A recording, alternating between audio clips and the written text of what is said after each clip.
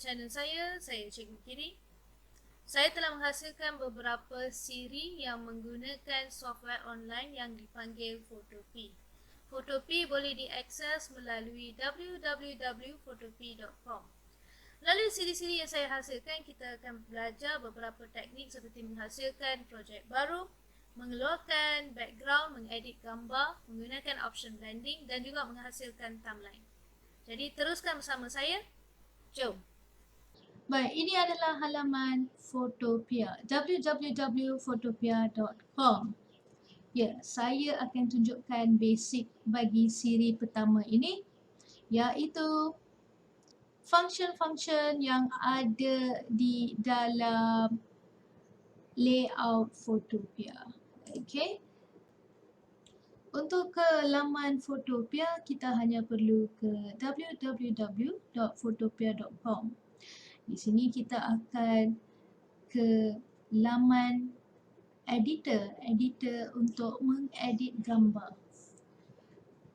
Kebanyakan fungsi yang terdapat dalam ni adalah lebih kurang sama dengan fungsi yang terdapat di Photoshop.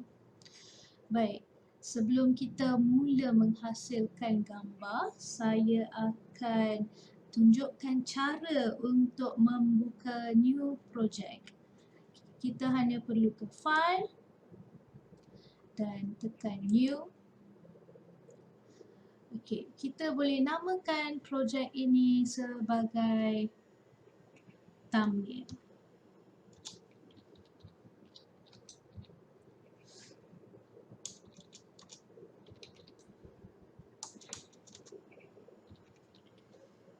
Okey. Dan thumbnail merupakan satu cover untuk video YouTube.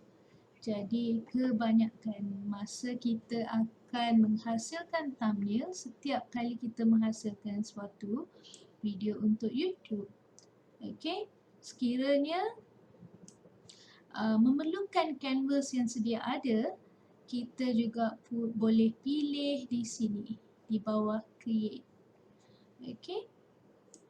Di bawah create ini ada banyak template, FB page cover, FB shared image, FB event image dan banyak lagi. Dan kalau kita nak hasilkan thumbnail, kita hanya perlu turun ke YouTube cover. Di YouTube cover ini sudah ada ukuran lebar dan tinggi dia. Ini adalah ukuran standard. Okey, dalam bentuk pixel. Dan background, kita boleh memilih background sekiranya inginkan background transparent, kita boleh pilih transparent, dan sekiranya perlukan background, kita boleh pilih dari template yang ada ataupun warna putih. Okey. Ya. Jadi new YouTube cover, white, create. Okey. Dan sekarang kita ada background.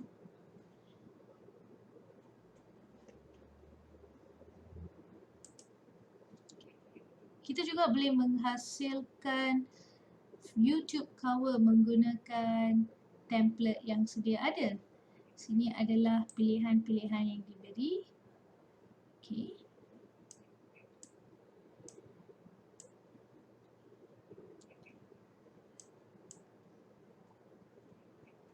Jadi inilah perbezaan antara Photoshop dengan Photopea. Photopea ada template yang kita boleh ubah sesuai. Okey. Katakan saya ingin memilih template ini. Okey. Jadi dari sini saya boleh ubah sesuai dan menghasilkan satu thumbnail yang baru. Dalam siri saya yang seterusnya, saya akan menunjukkan bagaimana kita boleh memasukkan gambar dan mengedit gambar dengan menggunakan template yang kita telah hasilkan.